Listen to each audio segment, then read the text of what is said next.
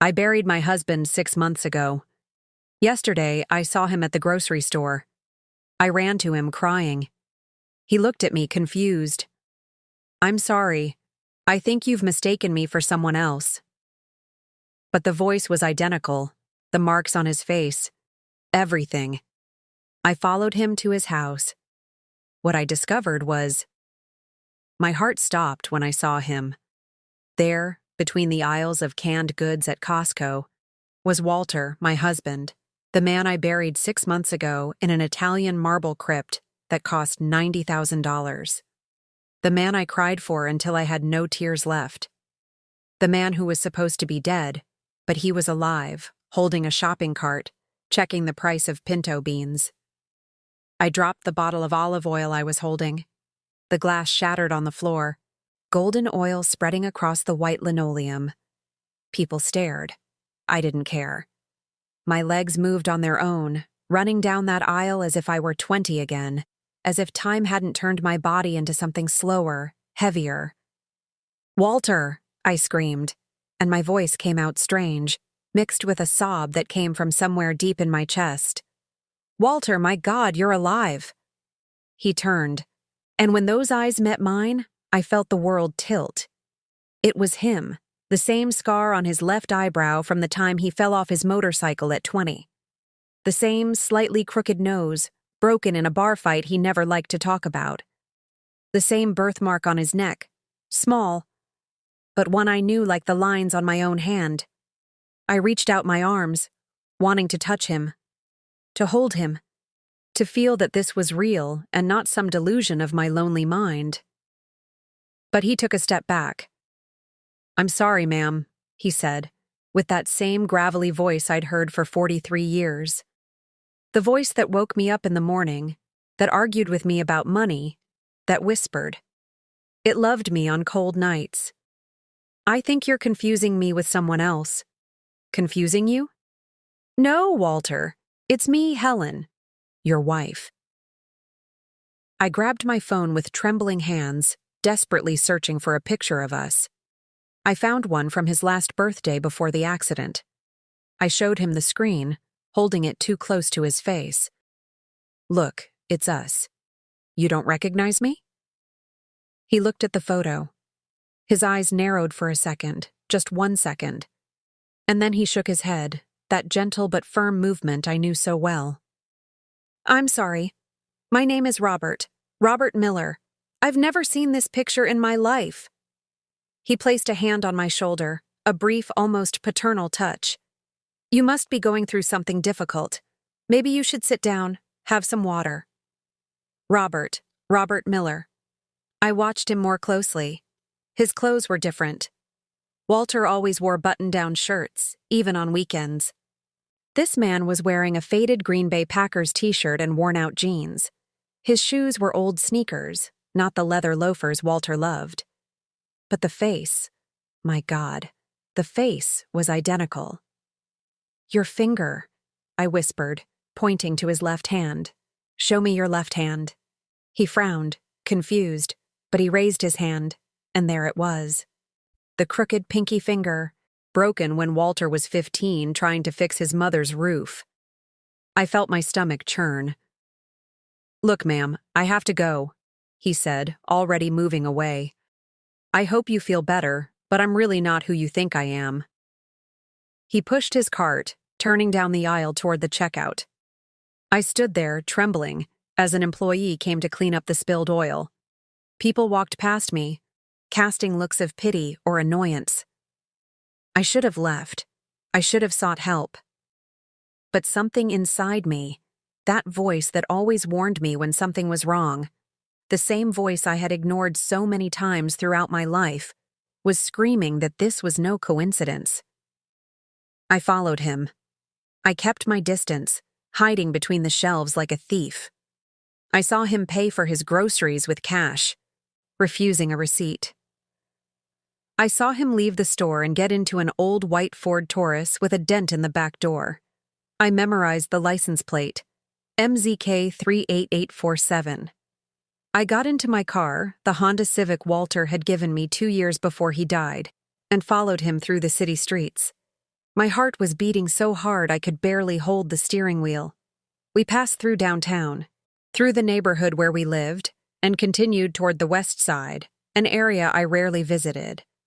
He parked in front of a simple house, painted seafoam green, with a small garden and a white picket fence. A common, anonymous house. He got out of the car carrying the grocery bags, and then the front door opened. A woman appeared, younger than me, maybe in her 50s, with dark hair tied back in a ponytail. She smiled when she saw him. Not a polite neighbor's smile, a wife's smile. She kissed him on the cheek, took one of the bags, and then 2 children ran out the door. A boy and a girl, maybe 8 and 10 years old. They jumped on him, yelling, "Grandpa! Grandpa! Did you bring the ice cream?" "Grandpa?" He laughed, that lopsided laugh I knew so well. They all went inside the house together. The door closed. I sat in my car, parked about 50 yards away, as the afternoon sun streamed through the window and warmed my face, wet with tears I didn't even know I was crying. 43 years of marriage, 6 months of mourning, entire nights crying alone, clutching the pillow that still held his scent. And he was here, alive, with another family, with grandchildren I never knew existed.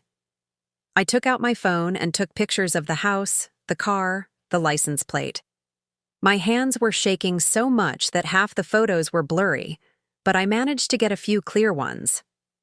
As daylight began to fade, I started the car and drove home on autopilot.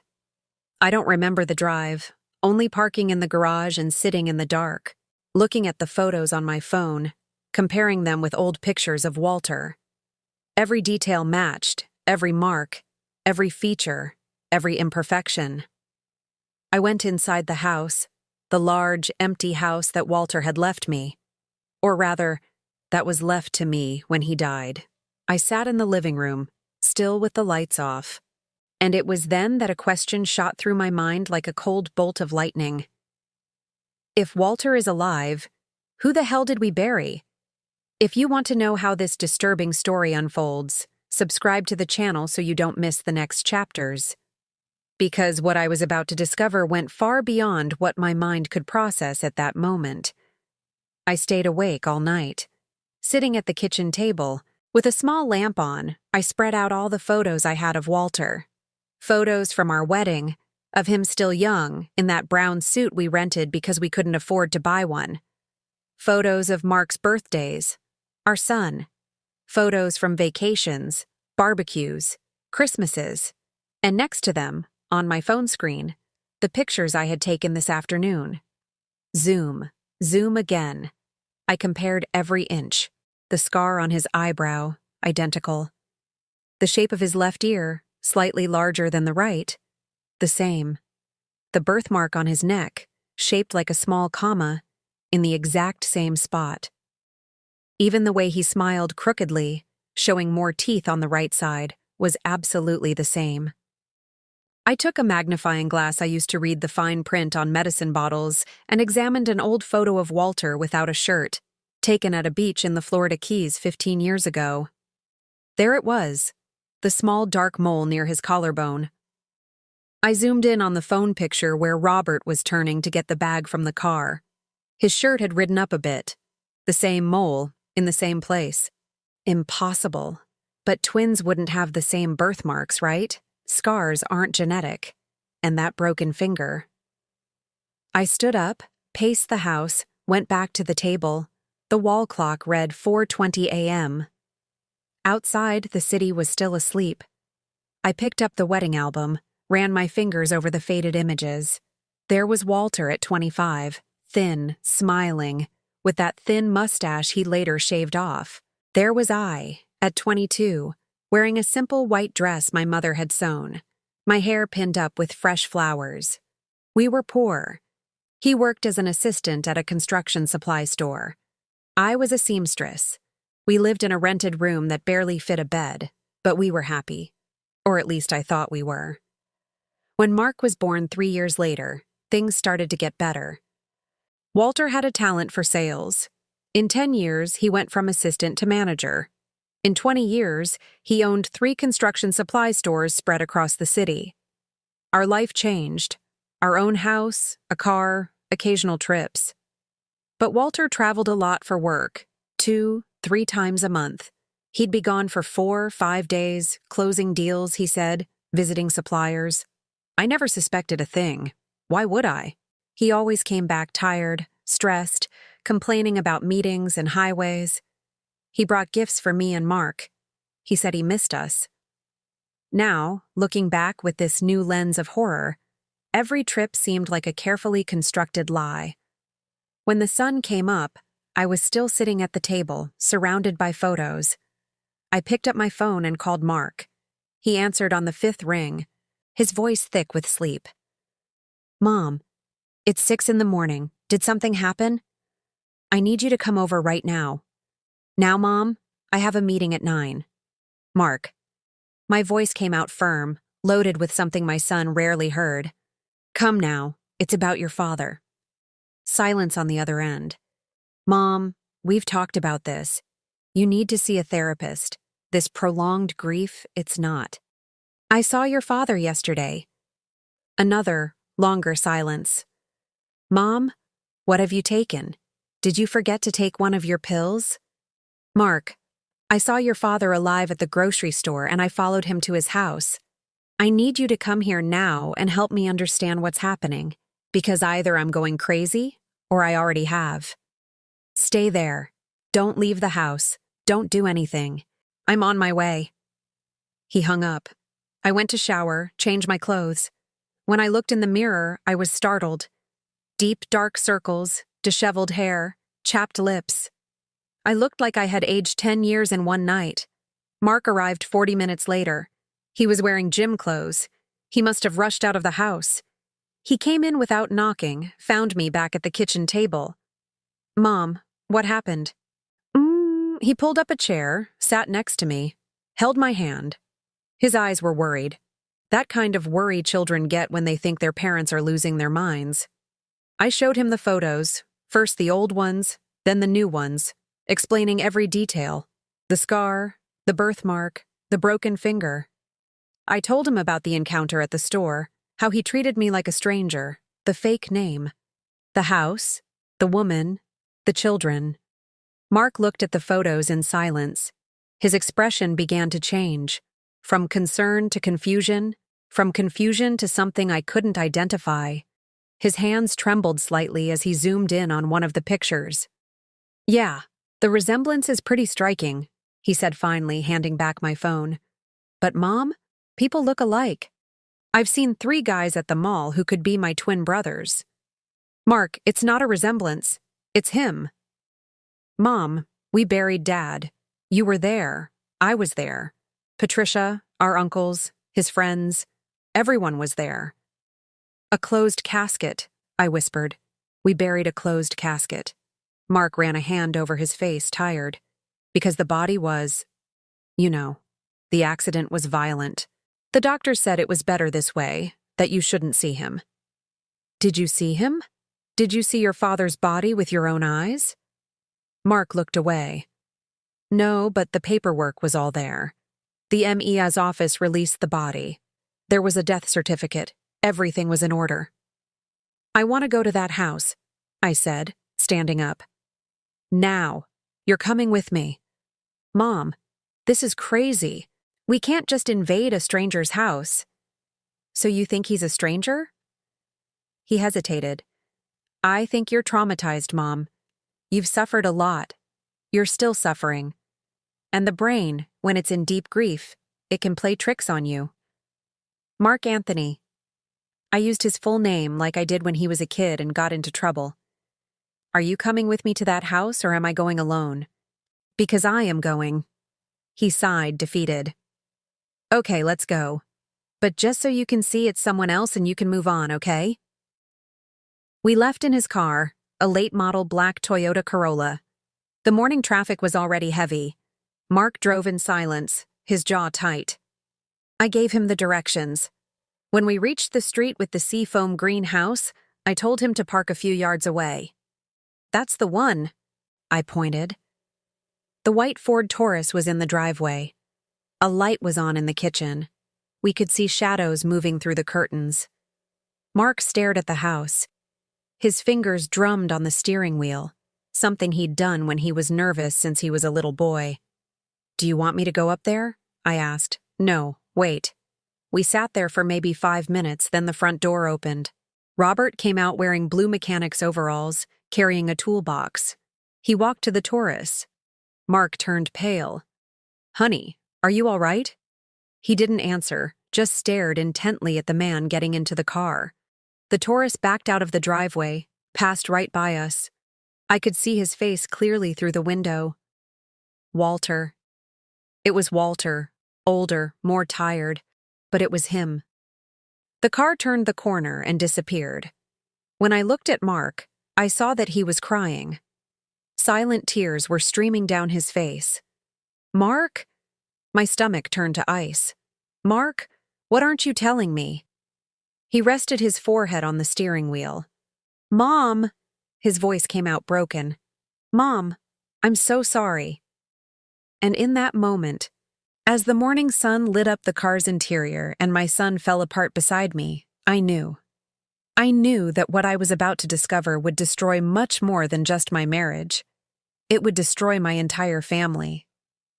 "Talk," I ordered, and my voice came out hard as stone. "Talk now, Mark." He wiped his face with the back of his hand, taking a deep breath, trying to compose himself. But the tears kept falling. "Mom, it wasn't supposed to be like this. You were never supposed to find out." A cold feeling spread through my chest. "Find out what?" Mark lifted his head, looked at me with those brown eyes he inherited from his father. Eyes that now carried guilt, fear, shame. Dad didn't die in that accident. The words hung in the air between us. Simple, direct, devastating. I already knew. Deep down, from the moment I saw him in the store, I knew. But hearing my son confirm, it was like a punch to the gut. "Go on," I whispered. He had this other family, Mom, for 25 years. That woman, Claudia, her kids, who now have kids of their own. He was living a double life between you two for 25 years. 25 years of lies. I thought of all the trips, all the nights he didn't come home, all the weekends working, all of Mark's birthdays he missed because he was closing an important deal. "And you knew?"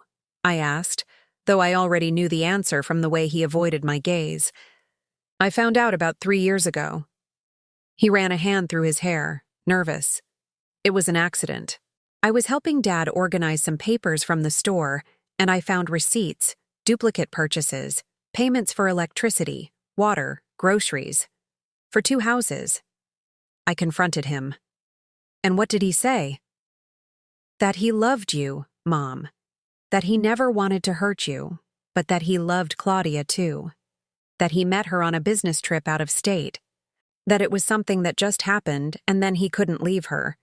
He said he tried to end it several times, but he couldn't."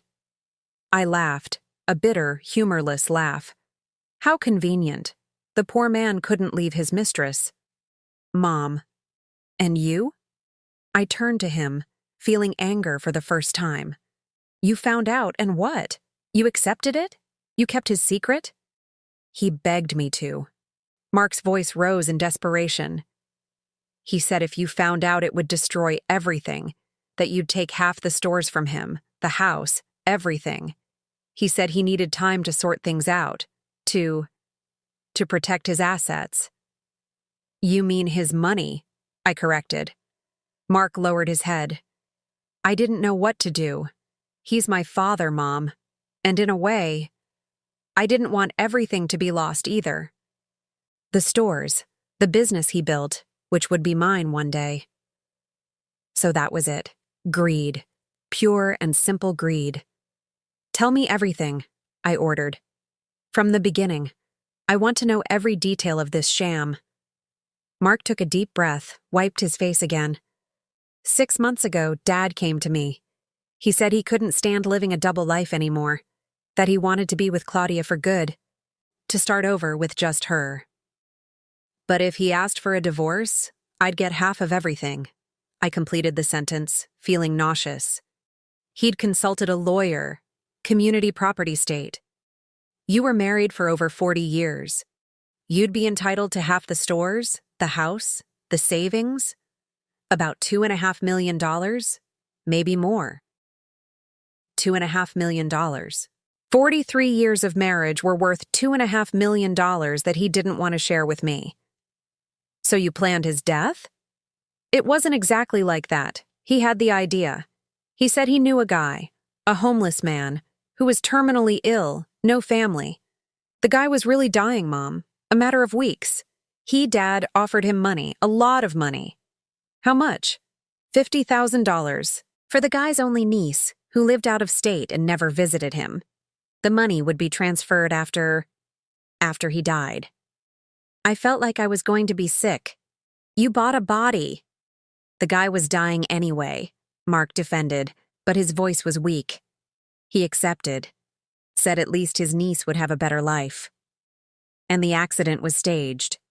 Dad drove to that small town, Cedar Creek, like he always did. But this time, the man was with him. They caused a real car accident, but a minor one, just enough to call the police, to file a report. The man was taken to the hospital under Dad's name. He had his documents, his wallet, everything. And when he died 3 days later, they issued the death certificate as if it were Walter. Yes, the body came in a sealed casket because it was supposedly disfigured in the accident and then at the hospital. I insisted you not open it, Mom, because inside was the corpse of a stranger. Mark nodded, ashamed. I fell silent, processing, remembering those terrible days. The call from the police, the race to the hospital. Mark stopping me from entering the room, saying the doctor didn't recommend it, that the sight would be too traumatic. I remembered the funeral, the closed casket covered in white flowers, the people crying, Walter's friends offering condolences, the priest talking about the brevity of life, about the legacy we leave behind. And the whole time, Walter was alive, planning his new life, leaving me behind as if our 43 years together meant nothing. And the crypt? My voice came out strange, distant. The Italian marble crypt that cost $90,000. Mom, there is a body in there. The man who died. He was buried as Walter T. Peterson, with his documents, his identity. And Walter took half the money we had saved for emergencies, about $1.8 million that was in investments under his name. He transferred it all a few days before the accident, moved to a new city, created a new identity. Robert Miller. Started a new life with Claudia, with the grandchildren I never knew existed, with his other family. Yes. I closed my eyes, took a deep breath, tried not to scream, not to hit, not to break something. And you? I opened my eyes, stared at my son. What did you get out of this whole story? Mark swallowed hard. The stores. All 3 of them. As the sole heir, they automatically passed to me, plus the house, which was already in my name for the last couple of years for estate planning. How much are the stores worth, Mark? How much? About $3.2 million. But I've already sold 2. I just kept the biggest one, on the main avenue. I invested the rest of the money. So you profited from this. It wasn't a question. It was a statement. I took care of you, Mom. I gave you a monthly allowance of, how much? $1,500. I laughed. A loud, almost hysterical laugh. $1,500, less than a housekeeper makes. While you got $3 million, your father ran off with almost $2 million, and I was left here crying every night, taking sleeping pills, going to a support group for widows. The tears finally came, hot, bitter, angry. I mourned him, Mark. I cried until I couldn't breathe. I'd look at his picture on the nightstand and beg God to take me too, because I couldn't bear the pain of living without him. "Mom, I'm so sorry." "And you knew," I screamed, finally losing control. "You knew and you let me suffer. You let me spend $90,000 on a crypt for a stranger. You let me believe my husband was dead while he was alive, happy, with another family. I didn't know what to do. He's my father. And I'm your mother." The silence that followed was heavy, suffocating. Mark was crying openly now, but I felt no pity. I felt only an icy, controlled rage that was growing in my chest like a storm. "Take me home," I said calmly. "Mom, we need to talk about—" "Take me home." He drove in silence. When we arrived, I got out of the car without looking back. "Mom, please." I slammed the door and went inside. I went straight to the bedroom, gathered all the photos of Walter and put them in a box. 43 years of memories. Wedding, birthdays, trips, smiles, hugs, all lies. I closed the box and put it on the highest shelf in the closet. Then I sat on the bed and looked around. The big empty house, the empty life, the last 6 months of wasted grief. And I started to plan. Because if there was one thing my 68 years of life had taught me, it was that you can't trust anyone. Not your husband, not your son, only yourself. And I was going to make them both pay, each in their own way. But first, I needed proof. Proof that couldn't be denied, ignored, or explained away. Proof that would destroy the perfect little life they had built on the foundation of my tears. For the next 3 days, I didn't answer any of Mark's calls. He called 47 times, sent 63 text messages, showed up at my front door twice, ringing the bell insistently. I saw him through the bedroom window, but I didn't open it. I didn't want to see his face. Not yet. Because I needed time to think, to plan, and most importantly, to bury what was left of the naive Helen and replace her with someone stronger. On the 4th day, I woke up different. I took a long shower, got dressed, put on lipstick for the first time in months, grabbed my purse, and left. My neighbor, Mrs. Peterson, was watering her plants. "Good morning, Helen. You look lovely today." She smiled, surprised. It had been a long time since she'd seen me dressed up. "Good morning, Teresa. I'm just going to take care of some business." I smiled back. A smile that didn't reach my eyes. I drove to the city center. I had searched online and found what I was looking for. Gus Investigations. The office was in an old building, 3rd floor, room 305. I walked up the stairs, the elevator was broken, and knocked on the frosted glass door with the name painted in peeling gold letters. "Come in," a gruff voice answered. The office was small, cramped, smelling of stale coffee and cigarettes. Behind a desk piled high with papers sat a man in his 60s, bald, wearing a wrinkled dress shirt with the sleeves rolled up. He looked at me over his reading glasses. "Can I help you?" "I need to hire your services," I said, sitting in the chair across from him without waiting for an invitation. He leaned back, sizing me up. I knew what he saw. A gray-haired lady, well-dressed, with discreet jewelry. Someone with money. "What kind of service?" "An investigation. On a person." I took out my phone, showed him the picture of Robert I had taken. "I need to know everything about this man. Where he lives, where he works, who he associates with, how much money he has. Everything." Gus took the phone, enlarged the photo. "Cheating husband?" "Ex-husband, who's supposed to be dead." That got his attention. He leaned forward. "Interesting story. Go on." I told him. Not everything, but enough. The accident, the funeral, the encounter at the store, the other family. I didn't mention Mark. Not yet. I would save that card to play at the right moment. Gus listened in silence, making occasional notes in an old notepad. "And you want proof?" he concluded when I finished. "I want everything. Documents, photos, recordings if possible. I need something that is undeniable, This is going to cost you, for a job of this level, $10,000, half now, half when I deliver the full report. I opened my purse, took out my checkbook, filled one out for $5,000, and handed it to him. I want results in a week. Gus smiled, showing coffee-stained teeth. You're a direct woman. I like that. He put the check away. I'll need some information. His full name, any documents you have, anything that can help. His real name is Walter T. Peterson. The fake one is Robert Miller. I wrote down the details on a piece of paper, including the address of the Seafoam greenhouse, the license plate of the Ford Taurus, the approximate time he left for work. Excellent. I'll start today. I'll call you if I find anything.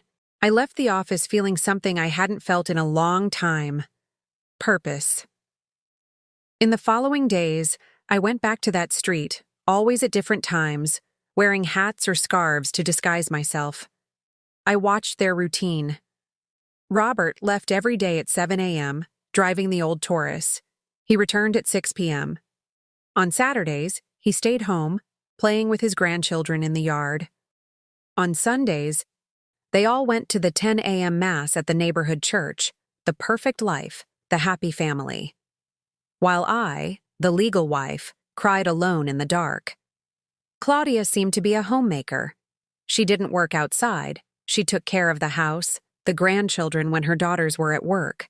She was attractive for her age, well kept. She wore simple but neat clothes. She smiled a lot. I hated her.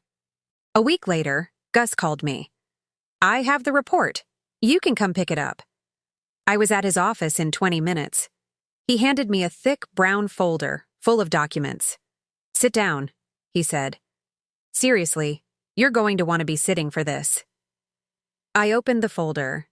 The first page was a copy of Robert Miller's birth certificate. Date of issue, 7 years ago. Registered in a small-town clerk's office out of state. It's a fake, Gus explained. A good one, but fake. The original certificate for that name belongs to a baby who died in the 50s. Your husband bought the identity. I turned the page. Photos of Walter entering and leaving a small auto shop with a sign above the door. Miller's Keys and Repairs. He works there, Gus continued. He's a locksmith. Makes about $3,000 a month. Simple, modest life. And the money? I asked. The $1.8 million he had. Gus turned to another section of the folder. Bank statements. Lots of bank statements. This is where it gets interesting. 7 years ago, a Robert Miller opened accounts at 3 different banks, with initial deposits totaling $1.6 million.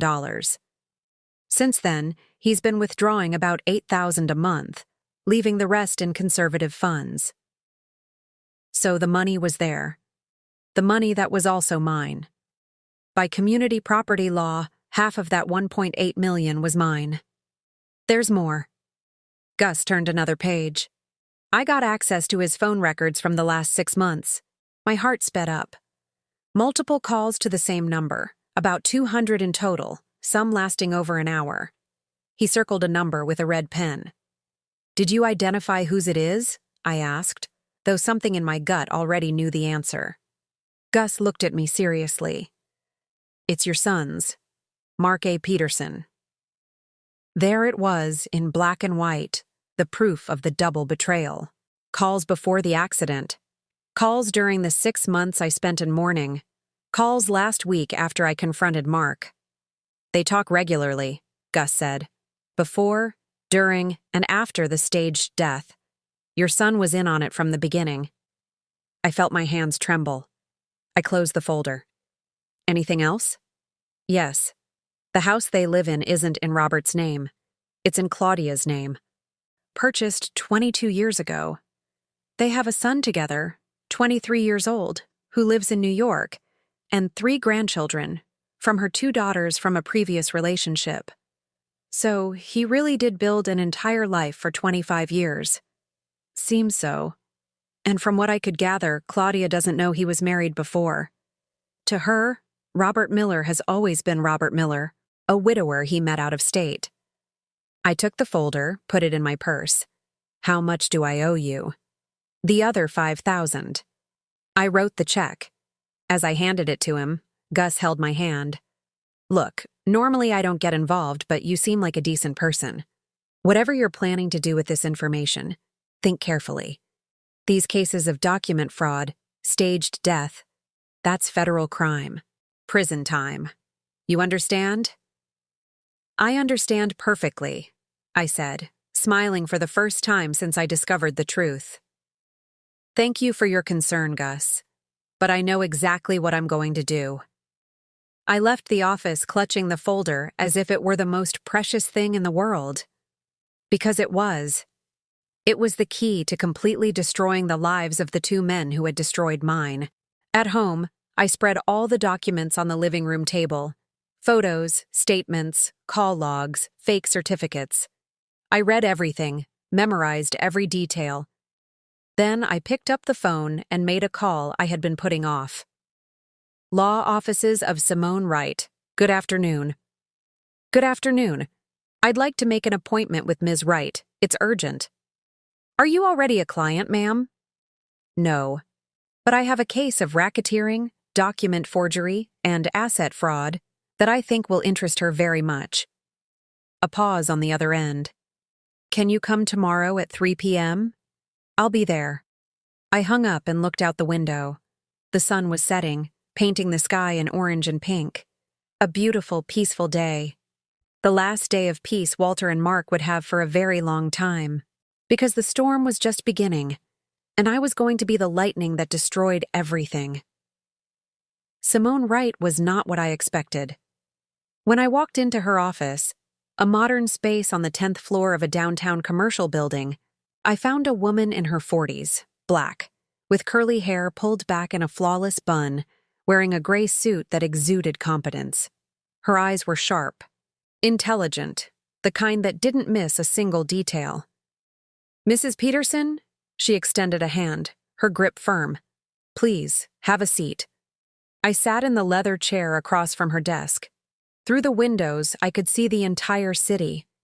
Down below, people lived their normal lives, oblivious to the dramas happening on the floors above. Coffee? Water? No, thank you. I'll get straight to the point. Simone settled into her chair, folded her hands on the desk. My assistant said you have a case of racketeering and fraud. Tell me about it. I placed Gus's folder on the table and began to speak. I told her everything from the beginning, the 43 years of marriage, Walter's constant travels, the second family that lasted 25 years, the fake accident, the purchased body, the funeral I genuinely cried at while my husband was alive, the son who knew and hid it, the millions siphoned off, the miserable allowance they gave me as if it were a favor. Simone listened without interrupting, making occasional notes. When I finished, she opened the folder and began to examine the documents.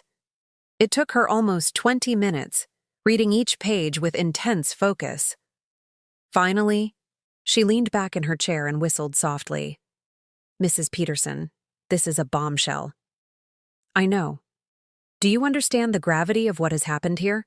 We're talking about multiple crimes: identity fraud, racketeering, concealment of a corpse, document forgery, tax evasion. She ticked them off on her fingers. Your husband and your son could get 3 to 8 years in prison, each. I felt a cold satisfaction in my chest. Good. She looked at me, appraising. You want to press criminal charges against both of them. I want justice. I want every penny that was stolen from me back. I want them to pay for what they did.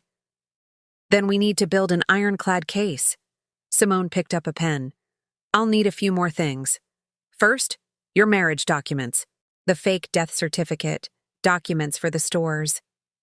I have everything at home. I can bring it tomorrow. Second, a confession would be ideal. You said your son confessed. Do you have a recording? My stomach sank. No, it was in the car. I wasn't expecting it. All right, we'll need to get him to confess again, but this time, recorded. How? Simone smiled. A smile from someone who had done this many times before. Leave that to me. But first, let's talk about money. You said your son got the stores? 3 stores, valued at $3.2 million. He's already sold 2. And where is that money? I don't know. Invested somewhere. We'll find out. Because under community property law, even with your husband's death, you were entitled to 50% of everything built during the marriage. That includes the stores. But he was the sole heir. Heir to a fake dead man. Simone leaned forward. Mrs. Peterson, your husband didn't die. Therefore, there was no legitimate inheritance. The stores should never have passed to your son. They still belong to the marital estate. It took me a few seconds to process. So my son sold properties that weren't legally his. That is aggravated racketeering, and all the money from those sales needs to return to the estate for proper division. The magnitude of the situation began to dawn on me. How much could I recover? Simone took out a calculator, started crunching numbers. The stores, 3.2 million half is yours, 1.6 million. Plus the 1.8 million your husband took, half is yours, 900,000. Plus punitive damages for fraud, psychological distress. We can easily ask for 500,000. She looked at me. We're talking about roughly $3 million, Mrs. Peterson. Plus the house if you want it. $3 million. 43 years of marriage, of dedication, of being a wife and mother, were worth $3 million they had stolen from me. And the prison time? I asked. The criminal case is a separate process, but with the evidence we have here, she tapped the folder, I'd say we have a 90% chance of conviction, especially with the recorded confession we're going to get. How are we going to do that? Simone took a small digital recorder from her drawer. You're going to invite your son to lunch. You're going to tell him you want to make peace, that you understand he was in a difficult position. You're going to make him comfortable. And then, naturally, you're going to steer the conversation back to the subject. Get him to repeat the confession. All of this, she held up the recorder, will be recorded. He won't suspect? Not if you're a good actress. And from the look on your face, Mrs. Peterson, I think you've spent the last few months being an excellent actress. She was right. How many times had I smiled when I wanted to cry? How many times had I pretended to be fine when I was falling apart inside? There's one more thing, Simone said, her tone serious. We need documentary evidence of your son's transactions. The sale of the stores, bank transfers, where he put the money. He probably keeps those documents in his office, at the store he kept. Can you get access? I thought about it. Mark had given me a copy of the key to the store years ago for emergencies. I'd never used it, but I still had it. I can. Excellent. Because if we get those documents proving he forged signatures, sold properties fraudulently... She slapped the desk with satisfaction. It's over. He has no defense. I left Simone's office 2 hours later with a detailed plan, a plan that would completely destroy my son's life. And for the first time since I discovered the truth, I didn't feel guilt. I felt power. That night, I finally answered one of Mark's 83 calls. Mom, thank God, I was so worried, I thought...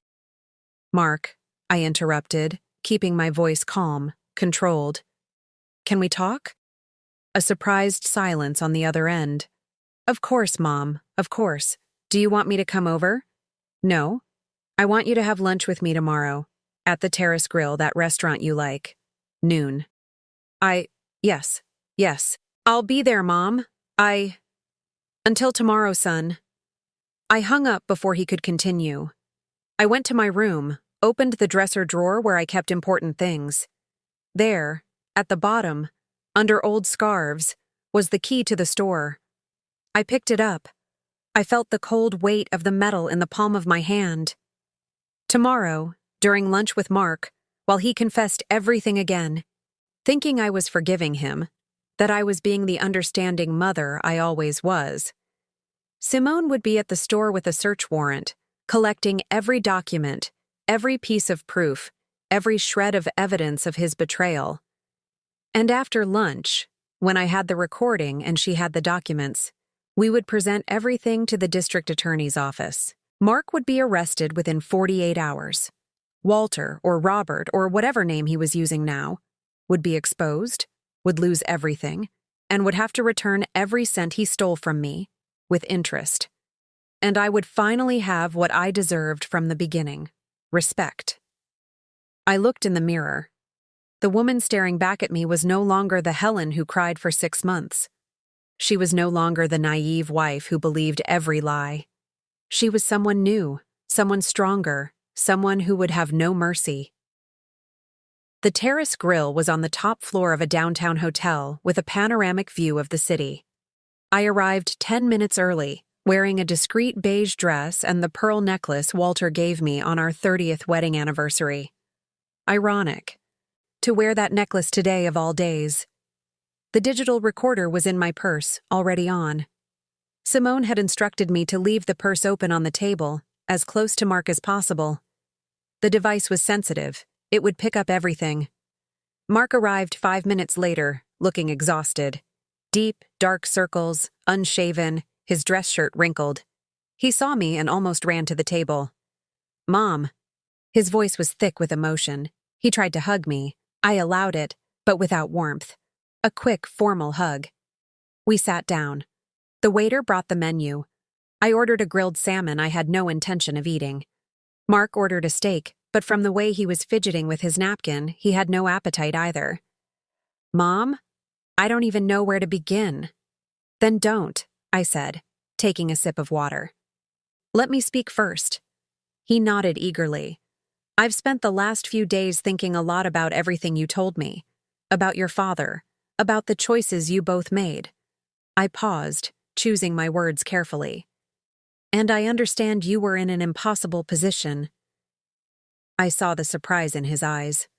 "Mom, let me finish. Your father is a manipulator. He always has been. He put you in a situation where you had to choose between him and me, between protecting the family's assets or telling me the truth." I took a deep breath, forcing my voice to sound conciliatory. "You were the son. It wasn't your responsibility to fix the mess he made." Mark started to cry, thick tears streaming down his face.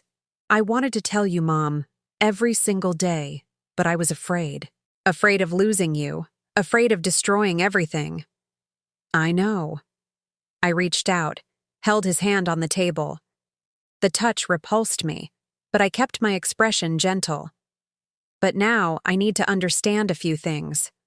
I need you to tell me everything again, from the beginning, because only then will I be able to process it and, maybe, forgive." He squeezed my hand, desperate for this chance at redemption I was offering. "Anything, Mom. Ask anything." "When exactly did your father approach you with this plan?" "About 7 months before the fake accident. He came home late one night, asked to talk. Said he couldn't stand living a double life anymore, that he wanted to be with Claudia only." "And he told you about her then?" "No, I already knew. I had found out about 3 years prior. Remember I told you? But that night he said he wanted to make it official, to ask for a divorce. Except you convinced him not to." Mark looked down, ashamed. "I showed him the numbers. How much you would get. Half the stores, half of everything." He panicked. The stores were his life, Mom. He built that from scratch. "With my support," I reminded him, keeping my voice neutral. "With my work, too. While he was running the business, who do you think raised you? Who took care of the house? Who gave up her own career as a seamstress so he could work late?" "I know, Mom. I know." He wiped his face with a napkin. But in that moment, all I could think was that we were going to lose everything. That years of work would go down the drain. "So you suggested the fake death?" "No, it wasn't me, it was him. He had the idea. He said he knew a guy, a homeless man who was dying of cancer, who had no one. He'd give $50,000 to the man's niece if he agreed to die as Walter T. Peterson. The waiter brought our plates. We waited in silence until he left. Mark didn't even touch his food. "And you thought that was a good idea?" I asked. "I thought it was crazy. But Dad is persuasive, you know that. He said it would be perfect, that no one would suspect, that you would get the house and a good allowance, that I would get the stores to secure your future too." "What good allowance, Mark?" $1,500. He swallowed hard. I wanted to give you more, Mom, but the stores were having cash flow problems. I had to sell 2 to pay off debts that Dad had hidden." "Debts? What debts?" "Suppliers, back taxes." Mark ran a hand through his hair, frustrated. "Dad was a good salesman, but a terrible administrator. When I took over, I found out there was almost $800,000 in debt he never mentioned. So, Walter wasn't just a traitor, he was incompetent too. And where is the money from the sales now? I paid off the debts. The rest, about $1.4 million, is invested in funds. I was saving it for you, eventually." A lie, but I let it pass. "Tell me about the day of the accident. How did it happen?" Mark took a deep breath, diving into the memory. "Dad traveled like he always did to that town, Cedar Creek. The guy, Tony, was already waiting. They caused a real but controlled car accident. They hit a tree on a rural road, called an ambulance. When he got to the hospital, Tony had all of Dad's documents, ID, driver's license, health insurance card, everything. And no one suspected? His face was bruised from the accident. And he was semi-conscious, not speaking clearly. The doctors just wanted to stabilize him. 3 days later, he died for real, from the cancer, and they issued the death certificate, as Walter T. Peterson. Yes, I went to get the body, came in the hearse straight to the wake. I insisted the casket remain sealed because, well, you know, because inside was a stranger. Mark nodded, miserable. "And your father, where was he during the funeral?" "He had already left town, took a bus to Chicago, then another one to here. He stayed in a cheap motel for a few days, waiting for everything to cool down. Then he rented the house where he is now. Started working as a locksmith. Simple life, not drawing attention. With the money he stole from me, Mom. $1.8 million, Mark. Money that was also mine." My voice was getting harder, but I forced myself to control it. I couldn't lose my composure now. "Where is that money?" "In accounts under the name Robert Miller. 3 different banks, conservative investments. He withdraws about $8,000 a month to supplement his locksmith salary." Exactly what Gus had discovered. "Do you still keep in touch?" "Yes." Mark lowered his voice. "He calls me every week, asks about you, how you're coping. I think he still cares, you know?" I laughed, a bitter, humorless laugh. "Cares? Mark, he left me believing he was dead. He let me cry over an empty grave. He let me spend $90,000 on a marble crypt for a stranger. That's not caring. That's cowardice." "I know." His voice was a whisper. "I know, Mom. And I'm so sorry. If I could go back..." "But you can't." I dropped his hand. "Neither of you can." A heavy silence fell between us. "What are you going to do?" he finally asked, fear in his voice. I looked at him. My son. The boy I carried for 9 months, who I nursed, who I took care of when he was sick, who I helped with his homework, who I comforted after his first breakup, the man who betrayed me as deeply as his father had. "I don't know yet," I lied. "But I need time alone to think." "How much time?" "As much as it takes." I stood up, grabbing my purse, making sure the recorder had captured everything. "Mom, wait." "Goodbye, Mark." I walked out of the restaurant without looking back, leaving him alone with his untouched food and the guilt that he now carried alone. In the car, I allowed myself a moment, a single moment of real pain. Because no matter how many times I told myself he deserved it, that they had used me, that they deserved to pay. He was still my son, and a part of me died having to destroy him. But the larger part, the part that spent 6 months in a fake mourning, the part that was treated like a fool for 43 years, that part was satisfied. I called Simone. I got the recording. Perfect. And I got the documents. You won't believe what I found. Tell me. Your son forged your signature on at least 15 different documents. Sales, transfers, powers of attorney, all fake. He didn't even try to disguise it well. And is that enough to prosecute him criminally and win? Absolutely. I'm preparing the complaint now. I'll file it with the DA's office tomorrow morning. And how long until he's arrested? 72 hours, Max. The judge who will get this case is known for having zero tolerance for financial fraud against the elderly. Your son will be sleeping in a jail cell before the end of the week. I closed my eyes, resting my head on the steering wheel. And Walter? Technically, he can't be arrested because he's legally dead. But I can file a motion to invalidate all of Robert Miller's documents, freeze his accounts, and force him to return everything that's yours with interest. He'll be left with nothing, Helen. He'll have to start from scratch at 73. 73 years old. The same age he would be if he hadn't died at 70. Do it, I said, opening my eyes. Do everything. Are you sure? Because once we start, there's no going back. I thought about the 43 years, the lies, the fake grief, the 6 months crying alone, the miserable allowance, the second family he chose instead of ours. Absolutely sure. Then tomorrow, the war begins. Prepare yourself, Helen. It's going to get ugly. Let it. I hung up and drove home. That night, I slept for the first time in 6 months without needing a pill. Because finally, after so long of being the victim, I had become the hunter.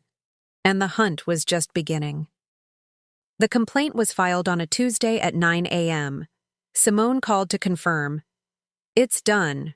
The DA's office accepted the case.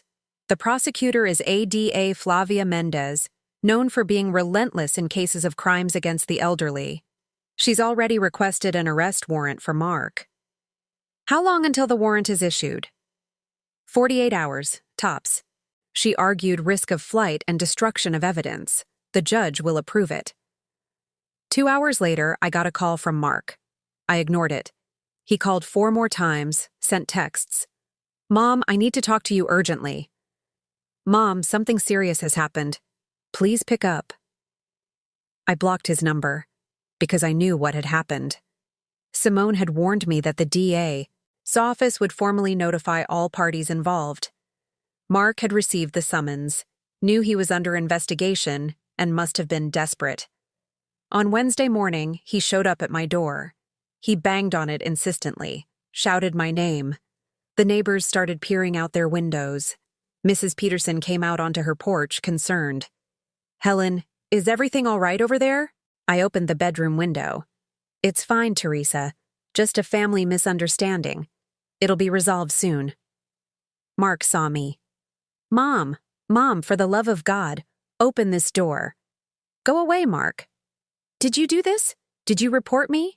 Go away. I'm your son, your only son.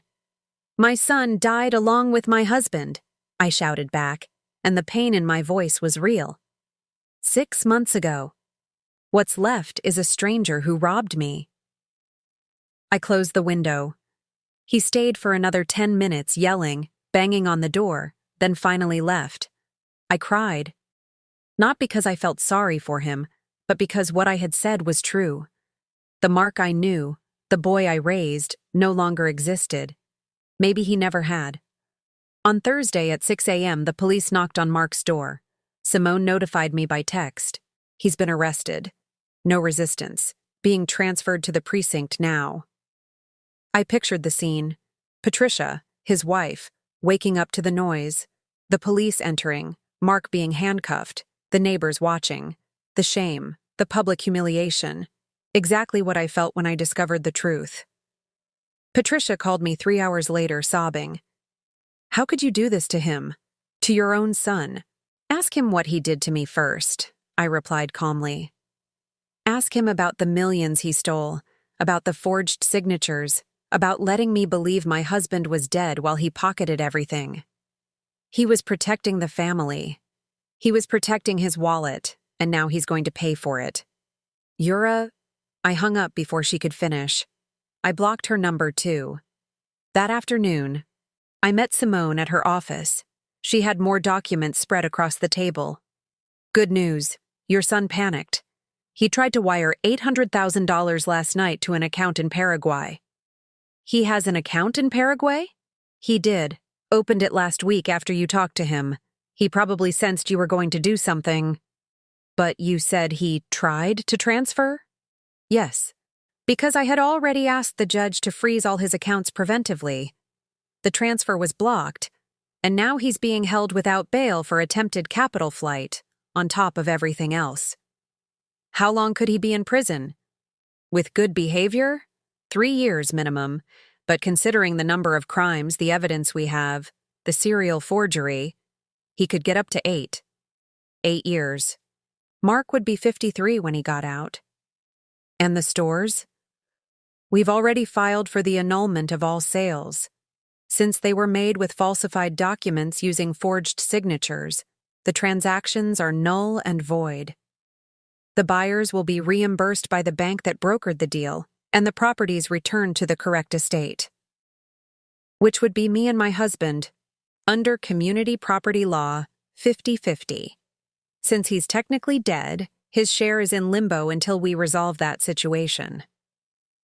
And how are we going to resolve it? Simone smiled. With a nuclear explosion. She opened a new folder. I found something interesting. Remember you said Robert Miller has a fake birth certificate? Yes, issued 7 years ago. Well, to get a duplicate birth certificate, you need foundational documents, an ID, proof of residence, something to prove who you are. Your husband used fake documents for that too. So I tracked down who made those documents. A fixer here in the city, a guy named Eddie Tavares. He's been arrested twice for forgery but always managed to make a deal. I talked to him yesterday. He sang like a canary. Simone tapped the folder. I have a signed affidavit from him, confessing that he created all the fake documentation for Robert Miller at the request of Walter T. Peterson, for a payment of $45,000. I have copies of the original documents he kept. The idiot keeps everything as insurance. And I have the bank transfers proving the payment. I felt a shiver of satisfaction. It means we can prove, beyond a shadow of a doubt, that Robert Miller is a false identity created by Walter T. Peterson. We can invalidate all his documents, all his bank accounts, everything. And we can prosecute him for identity fraud, use of a false document, and racketeering even though he's dead. Oh, this is the best part. Simone leaned back in her chair, pleased. We are going to petition for the annulment of his death certificate. Since it was issued based on fraud, a body that wasn't his, it's null. Walter T. Peterson legally never died. Therefore, he is juridically alive, and as a living person, he can be prosecuted, tried, and imprisoned. The magnitude of what she was saying hit me like a wave. You're saying he's going to be arrested? I'm saying he's going to have to go back to being Walter T. Peterson. He's going to have to abandon the identity of Robert Miller. He's going to have to publicly admit he faked his own death, and then yes, he's going to be arrested for fraud, forgery, and concealment of a corpse. And Claudia, the woman he lives with. I found out they got married in a civil ceremony 5 years ago, as Robert Miller and Claudia Morales. Except that marriage is void, because Robert Miller doesn't exist. And Walter T. Peterson was already married to you. Technically, he's a bigamist. Bigamy, another crime for the list. Does she know any of this? From what I've investigated, no. To her, Robert is just Robert. A widower she met and fell in love with. Poor woman's in for a shock. I felt a pang of something. Pity, maybe, for Claudia.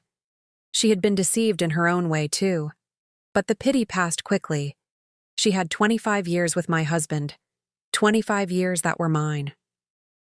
"When do we do this?" I asked. "I'm already preparing all the paperwork. I'll file it next week. In the meantime, I want you to do something." "What?" Simone handed me an envelope. "A legal notice. I want you to deliver it to your husband yourself." "Me?" "You, personally, looking him in the eye. I want him to know that it was you who destroyed his perfect little life. Not a lawyer, not a process server. You." I took the envelope.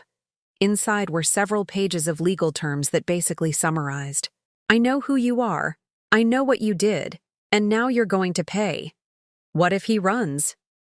I've already requested a freeze on all his accounts. He has no money to run. And when the arrest warrant is issued, the police will be watching. He's not going anywhere." I left the office holding the envelope as if it were a weapon, because it was. That night, I sat in the living room with a bottle of wine, something I hadn't done in years. I drank slowly, savoring it, planning. Tomorrow, I would go to the Seafoam greenhouse. I would knock on the door. And when Robert opened it, when he recognized me, when that panic crossed his eyes, I would smile and hand him the envelope that would destroy everything he had built on the ashes of my pain, because it was my turn now. My turn to watch him lose everything. My turn to leave him crying, desperate, powerless, exactly as he had left me for 6 long months. Justice was coming, and she had my face. Friday, 10 a.m. I parked the car 3 houses down from the Seafoam greenhouse. I picked up the thick envelope from the seat next to me, took 3 deep breaths. My hands were trembling slightly, not from fear, but from anticipation. 43 years had led to this moment. I got out of the car, walked slowly down the sidewalk. The November day was hot, the sun beating down. I could hear children playing in a nearby yard, the sound of a soap opera drifting from a house window, normal life going on as I prepared to blow someone's up. I stopped in front of the gate. The white Ford Taurus was in the driveway. He was home. I rang the doorbell. Footsteps approaching. The door opened. Claudia, the woman I had seen through the window that first day. Prettier up close, a kind face, curious eyes. "Yes?" "Good morning. I'm looking for Robert." "He's in the back fixing the fence. Can I help you with something?" "I need to speak with him personally. It's important." She hesitated, sizing me up. A well-dressed, polite lady. Nothing threatening. "I'll get him. One moment." The door closed. I heard muffled voices inside, then heavier footsteps approaching. The door opened again, and there he was. Walter, my husband, wearing an old paint-stained t-shirt, faded shorts, flip-flops. His gray hair was disheveled, his face sweaty, but it was him, unmistakably. Our eyes met. I saw the immediate recognition, the shock, the fear. "Helen," he whispered, and hearing my name from that mouth after so long felt like a slap. "Hello, Walter," I smiled, a cold, calculated smile. "Or should I call you Robert?" He glanced back to where Claudia probably was. Then his eyes returned to me, desperate. "What are you doing here?" "I came to deliver some mail." I held out the envelope. "Legal notice. You need to sign for receipt." He didn't take it, just stared at me, pale. "How did you find me?" "It wasn't hard. You hid yourself very poorly. Same city, same habits, same face. Did you think I'd never find you? That I'd spend the rest of my life crying at your empty grave? Helen, I can explain." "You can?" I laughed without humor. "Are you going to explain how you faked your own death? How you bought the body of a dying man? How you let me bury a stranger thinking it was you? How you stole almost $2 million that was also mine?" "Lower your voice," he whispered, looking nervously toward the house. Claudia doesn't know?" I raised my voice intentionally. Claudia doesn't know that Robert Miller doesn't exist? That you're Walter T. Peterson, legally married to me for 43 years? The door opened completely. Claudia appeared, confused. Robert, what's going on? Who is this woman? Walter closed his eyes, defeated. Claudia, go back inside. I'm his wife, I answered before he could. His legal wife, Helen Peterson, married to Walter T. Peterson since 1982. This man you know as Robert is my husband. He faked his own death 6 months ago to run away from me and be with you. Claudia's face lost all its color. What nonsense is this? Robert, tell her this is a lie. Walter opened his mouth, but nothing came out. It's not a lie, I continued, relentless. He has a scar on his left eyebrow from when he fell off a motorcycle at 20. He has a crooked pinky finger on his left hand, broken at 15. He has a birthmark on his neck shaped like a comma. Do you want me to continue? Or you can check for yourself those marks you know so well. Claudia looked at Walter, waiting for him to deny it, but he just hung his head. Robert! Her voice came out broken. Robert, look at me. Tell me this isn't true. Claudia, I can explain. She recoiled as if she'd been struck. My God, it's true. It's all true. Claudia, listen to me. You lied to me, she screamed, and the pain in her voice echoed down the entire street. 25 years. You deceived me for 25 years. Who are you? I'm the same man you know. You don't even have a real name. Tears streamed down her face. Robert doesn't even exist. You're She couldn't finish, turning and running back into the house. Walter took a step to follow her, but stopped, looking at me with a mixture of anger and despair. Are you happy now? You've destroyed my life. Your life? My voice was low, dangerous. You destroyed mine first. 43 years, Walter. For 43 years I was your wife. Faithful, dedicated, present. I raised our son alone while you were building another family. I cried at your fake death while you were starting over with money that was mine. I was going to leave you the house, a good allowance. $1,500. I spat the words. You took almost $2 million and you thought $1,500 was generous. I worked for that money. We worked. While you ran the stores, who do you think held down the fort at home? Who raised your son? Who gave up everything so you could succeed? Silence. He had no answer. Take the envelope, I ordered. With trembling hands, he took it, opened it, started to read. I saw his expression change as he went through the pages. Shock, fear, panic. You're suing me? For fraud, racketeering, forgery, use of a false identity, bigamy, and concealment of a corpse, I recited from memory. I've already petitioned for the annulment of your death certificate. Soon, Walter T. Peterson will be officially alive again, and then you'll answer for all of this. I don't have money for a lawyer. You should have thought of that before. Oh, wait, I smiled. You do have money. Almost $2 million invested in 3 different banks. Except those accounts were frozen yesterday by court order. You don't have access to a single cent. He staggered, leaning against the doorframe. Helen, for the love of God. The love of God? I laughed bitterly. You invoke God's name now? After buying a corpse? After making me cry over an empty grave? After living a lie for 25 years? I loved you both. I couldn't choose. So you faked your own death. How brave. From inside the house, we could hear Claudia crying, loud, desperate sobs. Oh, and one more thing, I added. Your son is in jail. Pretrial detention for racketeering, forgery of signatures, and attempted capital flight. He tried to send $800,000 to Paraguay yesterday. It didn't work. Walter turned white. Mark? You had Mark arrested? He got himself arrested when he decided to steal from me. When he forged my signature on 15 different documents. When he sold the stores, which were half mine, without my consent. When he let me believe my husband was dead while he pocketed millions. He's your son.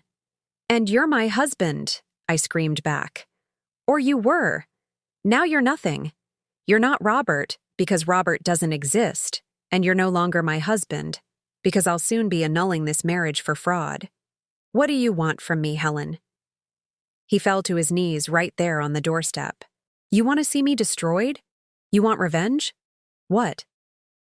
I looked at him, the man I loved for over 4 decades, the father of my child, reduced to this, an old man on his knees, begging.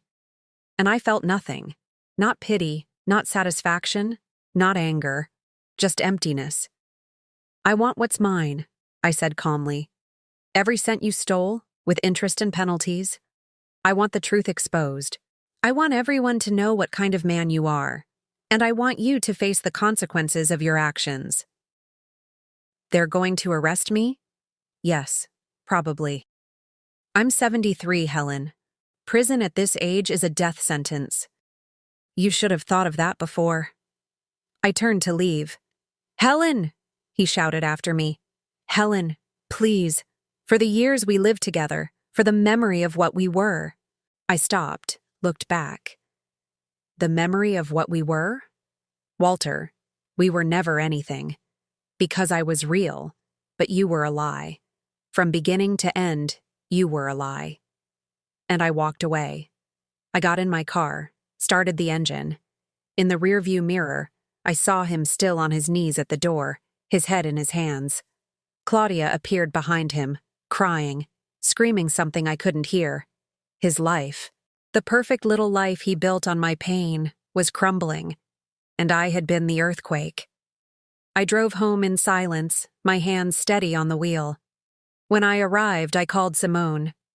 I delivered the notice. He completely fell apart. Excellent. Now we just wait.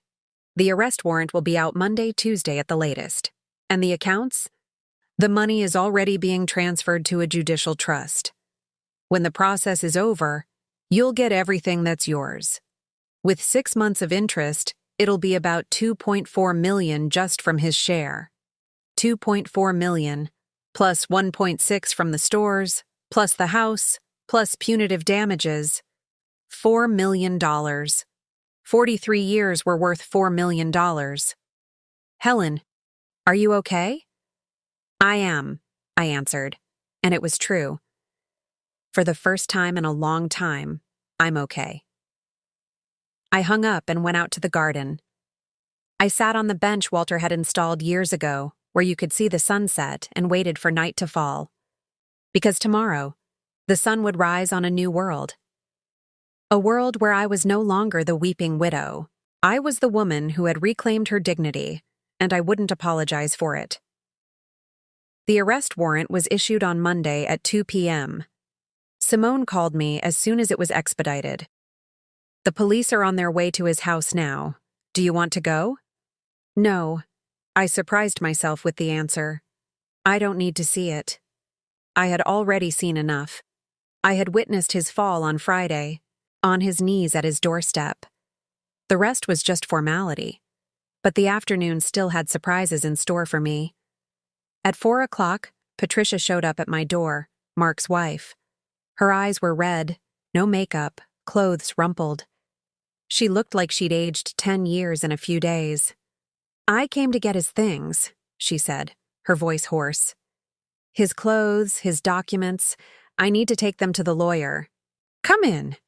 She entered hesitantly, looking around as if for the first time, though she had been in that house hundreds of times in her 15 years of marriage to Mark. His things are where they've always been, I said. In his childhood bedroom. You can get them. Patricia went upstairs. I heard drawers opening, closets being rummaged through. 20 minutes later, she came down carrying 2 bags. She stopped in the living room, stared at me. Are you satisfied? You've completely destroyed our family. Your family destroyed itself, I replied calmly. When you chose to steal from me.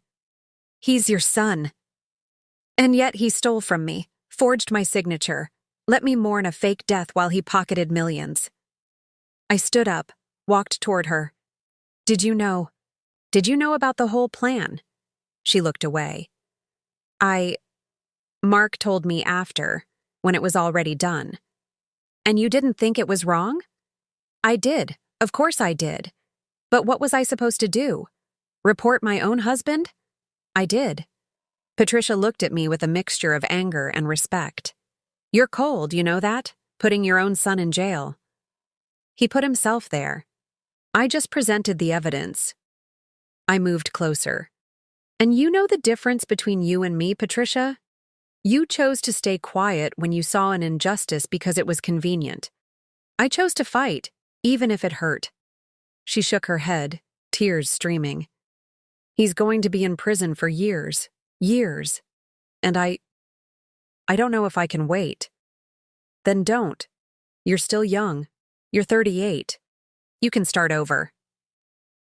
How can you be so practical? Because I spent 43 years being romantic, emotional, believing in family above all else. And look where it got me. Alone, betrayed, robbed. I won't make the same mistake twice.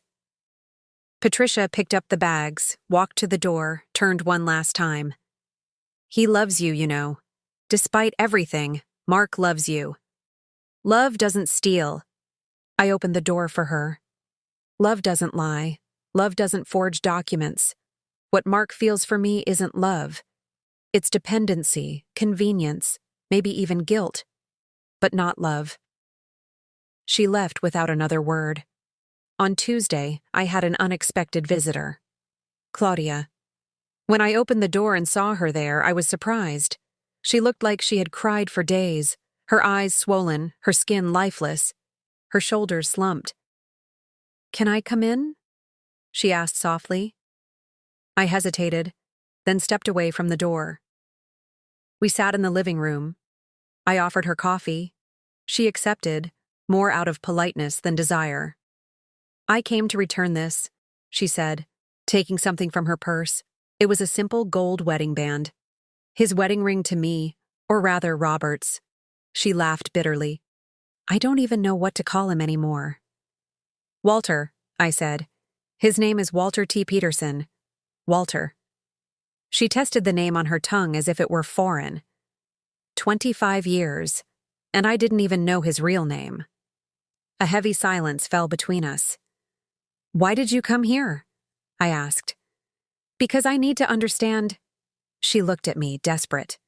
I need to understand how someone does this. How someone builds an entire life on a lie. How he could look me in the eye every day and lie. If you figure it out, let me know, I answered. Because I don't understand either. He was arrested yesterday. Did you know? I did. 2 police officers came. In front of the neighbors, the grandkids. The children cried. They thought Grandpa had done something terrible. He did. I know. She wiped away tears. But they don't understand. To them, he was just Grandpa who fixed bikes and bought ice cream. I felt a pang of something. Not pity for Walter, but for the children. They were innocent in all of this. How much did you know, Nan, I asked, about his life before he met you?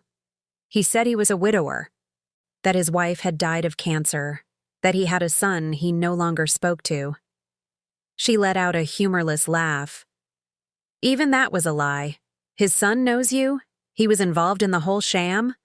He was, and now he's in jail too. Claudia nodded, processing. The house we live in is in my name. I bought it before I met him, with money from my inheritance when my mother died. At least that's mine. And his money? The frozen savings? I can't access any of it, not even to pay for a lawyer for him. She looked at me. Not that I would. I don't know if I want to help him after all this. You have every right to protect yourself. But I loved him. Her voice broke. I really loved him, and now I find out I don't even know who he really was. I reached out, held her hand. 2 women, deceived by the same man, sitting in the living room he shared with one while building another life with the other. I loved him too, I admitted, for over 40 years, and I don't know who he was either. We sat there for a while in a companionable silence, two victims of the same liar. When she got up to leave, she paused at the door. Are you going to get the money back? The millions he took? I am. The court has already ordered it all be returned, with interest. Good, she nodded. You deserve it. You were with him for much longer than I was. You sacrificed much more. We both sacrificed, just in different ways. She left, leaving the fake wedding band on the coffee table. I picked it up, weighed it in my hand. Another lie, materialized in gold. I threw it in the trash. On Wednesday, Mark's criminal case moved forward. The prosecutor, Ada Mendez, called to update me. Your son has accepted a plea deal.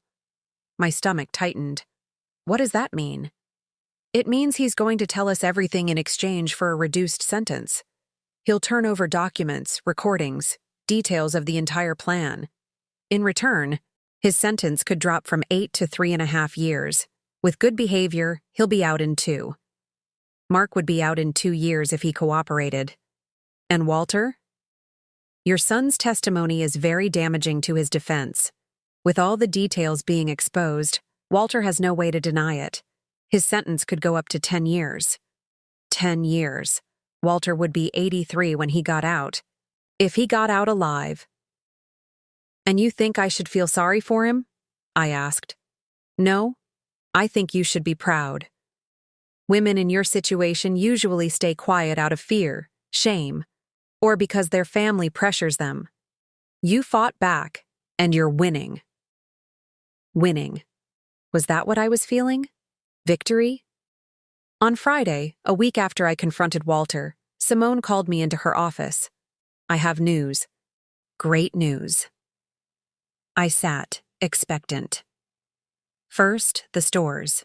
The annulment of the sales was accepted. The buyers will be reimbursed by the banks and the properties returned to the estate. Since Walter is technically alive now, but in prison and being prosecuted, the judge has appointed you as temporary full controller. You can sell them, manage them, whatever you want. How much are they worth today? With the current market, the 3 stores together, about $3.8 million. They've appreciated since your son tried to sell. $3.8 million. Second, Walter's money. All $1.8 million has been transferred to a judicial account. With inflation and interest for the 6 months, it came to $2.1 million.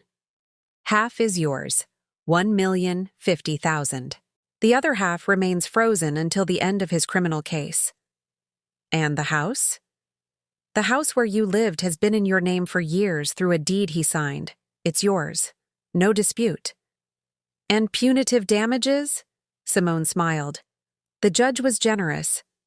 Considering the psychological suffering, the 6 months of faked grief, the public humiliation when the truth came out, he awarded you $800,000 in punitive damages.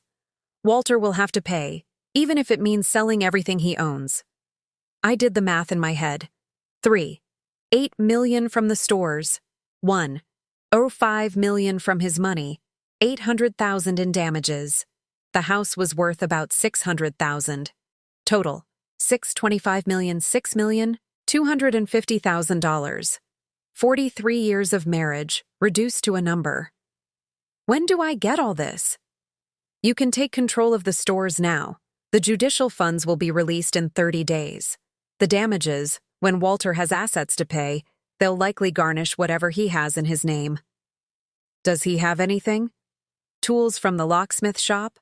An old car? Some furniture? Nothing worth much. But we'll take it all. Leave him with nothing. Completely stripped, just as he left you when he pretended to be dead. There's one more thing, Simone said, her tone serious. Mark has asked to speak with you at the prison. He wants to apologize in person. My heart clenched. I don't want to see him. I told him you'd say that, but he insisted. Said he needs to do it before he finalizes the plea deal, that he can't move forward without at least trying to ask for your forgiveness. And if I don't go? You don't have to. But, Helen, can I speak as someone who's seen many cases like this? Go ahead. Anger is good, justice is good, even revenge feels good sometimes. But in the end, what truly heals is closure. And maybe you need to hear what he has to say. Not for him. For you. I sat in silence, thinking. I'll think about it. Okay, but don't take too long. He's fragile. Prison isn't easy, especially for someone who never imagined they'd end up there. I left the office with a heavy head. $6 million. My son in prison, my husband in prison, my life turned upside down. But for the first time, I had control, I had power, I had a choice. And now I had to decide what kind of woman I wanted to be from now on. The one who carried her anger to the grave, or the one who chose to move on. It took me 4 days to decide whether to visit Mark in prison. 4 days of looking at the phone every time Simone called asking if I had made a decision. 4 days of replaying memories. The little boy running through the house, the teenager who hugged me when he got good grades, the man who cried on my shoulder when his wife had her first miscarriage, and the same man who forged my signature 15 times. On Thursday morning, I finally called Simone. I'm going this afternoon. Do you want me to go with you? No, I need to do this alone. The regional penitentiary was a 40-minute drive from the city, a gray building surrounded by high walls and barbed wire. I parked in the visitor's lot, went through security, exchanged my purse for a plastic number. They led me to a small room with a metal table and 2 chairs, peeling walls, the smell of cheap disinfectant. A small barred window let in a sliver of light. I waited. 10 minutes later, the door opened, and there he was. Mark had lost weight. The orange jumpsuit hung loosely on his frame. His beard was overgrown and patchy. His eyes had deep, dark circles. But it was his gaze that broke me. Empty, defeated, without the spark of confidence he always had. He sat in the chair across from me, his hands trembling on the table. Mom? His voice was broken. You came. I came. An awkward silence. He fidgeted with his hands, not knowing where to start. I don't know what to say. I spent a week thinking about what to say, and now I have no words. Then listen. My voice was firm. I came here because Simone said you need closure before the plea deal. But I need you to understand something. I didn't come here to forgive you. I saw the pain cross his face. I know I ruined everything. I know I don't deserve forgiveness. But Mom, I need you to know that I never wanted to hurt you. Never. But you did. Deeply. I know. Tears started to fall. Every day in here, I think about it. I think about how you must have felt when you found out. The betrayal, not just from Dad, but from me too. And I hate myself for it, Mom. I hate myself so much. Self-hatred doesn't change what you did. I know, but I need you to understand the context. When Dad came to me with that insane plan, I had just discovered the debts. $800,000, Mom. The stores were sinking. If you had filed for divorce and taken half, there would have been nothing left. The stores would have closed, the employees would have been laid off. Everything Dad built would. Everything we built, I corrected. I was there, Mark, for every decision, every sacrifice. I gave up my career as a seamstress to raise you while your father built the business. I was a partner in that too, even if it wasn't on paper. He hung his head in shame. You're right. I was selfish. I only thought about the assets, the money, the future I had planned. And in the process, I forgot that you're my mother, that you gave me everything, that you deserved respect above all else. And even knowing all that, you forged my signature 15 times. I was desperate. The debts were piling up. Creditors were threatening to sue. I needed to sell the stores fast. Then you should have told me the truth. I slammed my hand on the table, making him jump. You should have come to me and said, Mom, Dad didn't die. He ran away and left a mountain of debt. I need your help to sort this out. I would have helped you, Mark. I would have signed whatever was necessary. I would have worked with you to save the business. But the truth was too horrible. Dad had faked his own death, bought a corpse. I was involved. How could I tell you that? With courage, with honesty. Two things that apparently don't run in our family. Mark sobbed, covering his face with his hands. I ruined everything. I lost you. I lost Patricia. She filed for divorce yesterday. I lost my freedom, my reputation, everything. Patricia filed for divorce. Said she can't wait 2 or 3 years for someone she doesn't even know anymore. That she's going to start over, find someone honest. He laughed bitterly. I don't blame her. I took a deep breath, feeling the weight of the situation.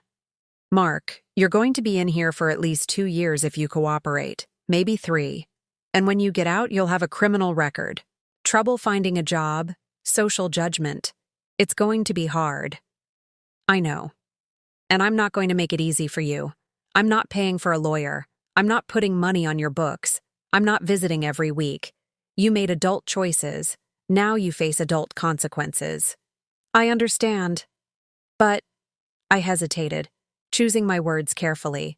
When you get out, if you've truly learned something, if you've really changed, then maybe we can rebuild something. Not the relationship we had before, that's dead, but something new, based on honesty. He lifted his face, his eyes hopeful. You're saying there's a chance? I'm saying I'm not going to abandon you completely, but I'm also not going to pretend everything is okay. It will take years, Mark, years for you to earn back my trust. And you might never fully get it back. But at least I won't write you out of my life like you tried to write me out of your decisions. Mom. He reached his hand across the table. I looked at it. My son's hand, that hugged me as a child, that I held when we crossed the street, that forged my signature 15 times. After a few seconds, I held it briefly. A quick, cool clasp. But I held it. Use this time in here to think, Mark, to really reflect on the kind of man you want to be. Because the man you were, I don't recognize him anymore. I'll do it, I promise. Don't promise me, just do it. I stood to leave. Mom, he called as I reached the door. I turned. Thank you for coming, for not giving up on me completely. I'm your mother, Mark. I'll always love you. But love doesn't mean blindly accepting everything. Sometimes, love means letting a person face the consequences of their own actions so they can learn. I left the room, returned the plastic number, got my purse. When I reached the car, I finally let the tears fall. I cried for the son I had lost, for the man he could have been, for the relationship that would never be the same. But I also cried with relief. Because I had done the right thing, even though it hurt. 3 months later, sitting in the first-class cabin of a flight to Lisbon, a glass of white wine in my hand, I looked out the window as America disappeared below. Beside me, Carmen and Beatrice, my childhood friends, were laughing at something on a tablet. We were headed for a 25-day Mediterranean cruise. Spain, Italy, Greece, Turkey, all the places Walter had always promised to take me and never did. Now, I was going on my own. Well, with my friends, but dependent on no man. The stores had been sold for $9 million. I invested half in safe funds that gave me a passive income of $15,000 a month. The other half I set aside for projects. The first project, I donated $300 to a nonprofit that helps women who are victims of financial and patrimonial abuse. Women like me who had been robbed, deceived, and manipulated by their families. The second project, I bought a small studio downtown and started sewing again. Not because I needed the money, but because it had been my passion before I gave it up to be just a wife and mother. Now, at 69, I was reclaiming who I was before all of this. Walter had been sentenced to 8 years in prison. With Mark's plea deal, he couldn't get a single day reduced. He was serving his time in a medium security facility. Claudia no longer visited. The grandchildren didn't even really know where he was. The family invented a story that he had moved far away. Mark had been in a halfway house for the past month, on good behavior. He worked in a woodshop inside the prison, earning minimum wage. Patricia had divorced him and was already dating someone else, I'd been told. I visited him once a month. The conversations were short, still tense, but he seemed different, more humble, more self-aware. Maybe prison really was changing something in him. Or maybe it was just my imagination. Time would tell. "Helen, you okay?" Carmen nudged me. "You got quiet all of a sudden." "I'm great," I smiled. And it was true. Just thinking about how much life can change in a few months. "It changed for the better," Beatrice said, raising her glass. "A toast to our friend who went to hell and back and came out stronger." I don't know if I came back stronger, I reflected. But I came back more aware, more vigilant, more myself. "That is being stronger," Carmen said, smiling. "Because strength isn't about not falling. It's about getting up after you fall." We clinked our glasses. The plane took off, and as we rose above the clouds, I thought about everything I had lost and everything I had gained. I lost my innocence, my ability to trust blindly, the fantasy that family was sacred by definition. But I gained self-knowledge, independence, the certainty that I could survive the worst and still choose to live, not just exist. 6 months after the cruise, it was a Saturday morning when I got the call. "Helen, it's Simone Wright. Good morning." "Did something happen?" "Walter. He had a heart attack in prison yesterday.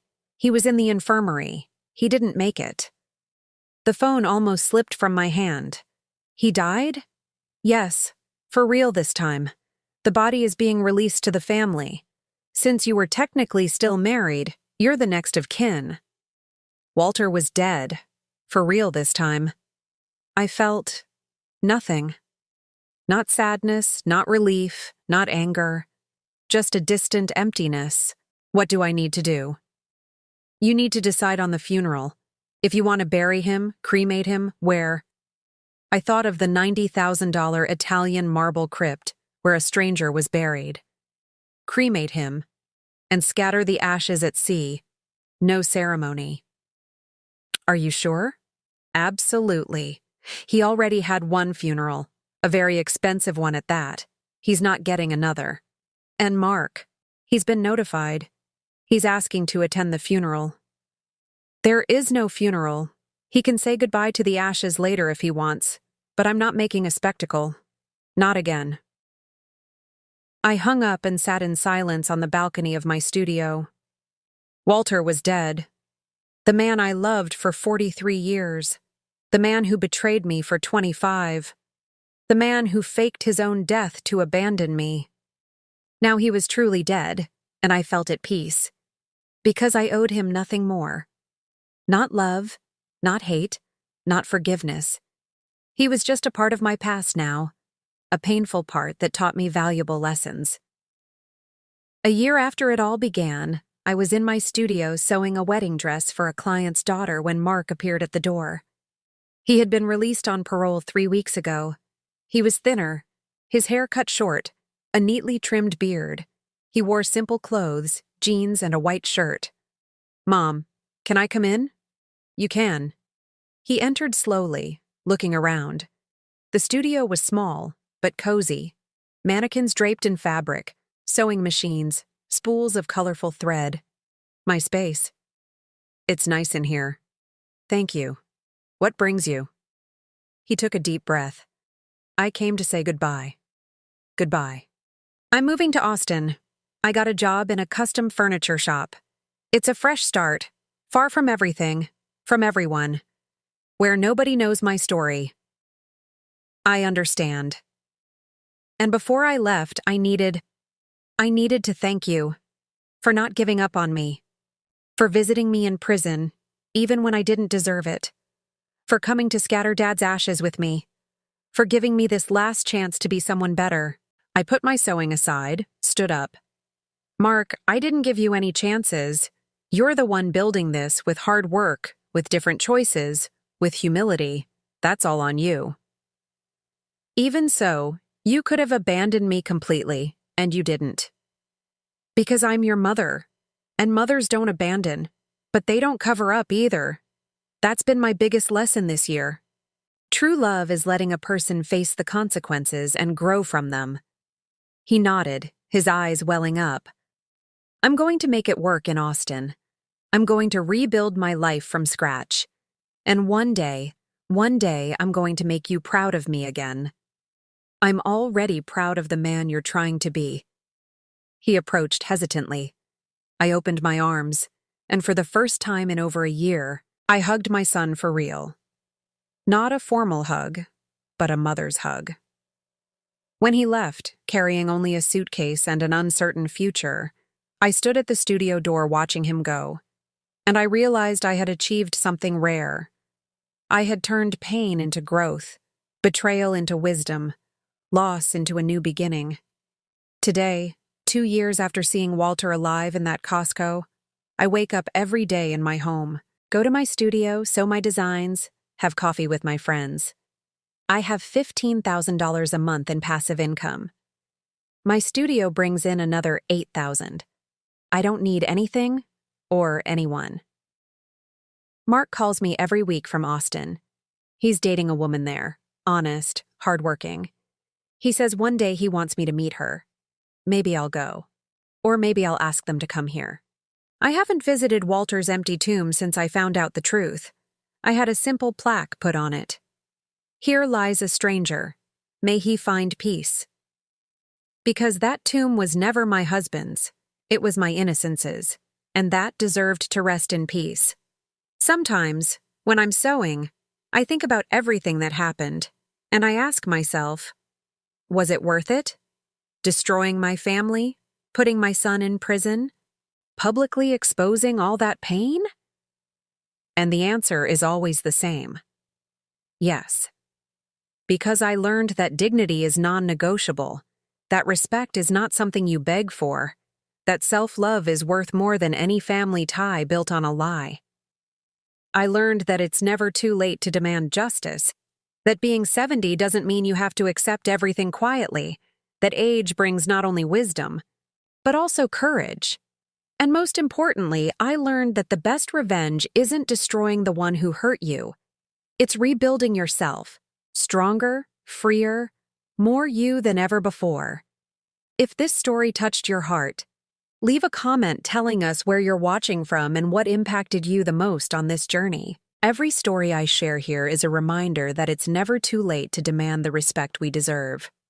Like this video if you believe dignity has no age, and subscribe to the channel to continue following real stories of overcoming, justice, and new beginnings.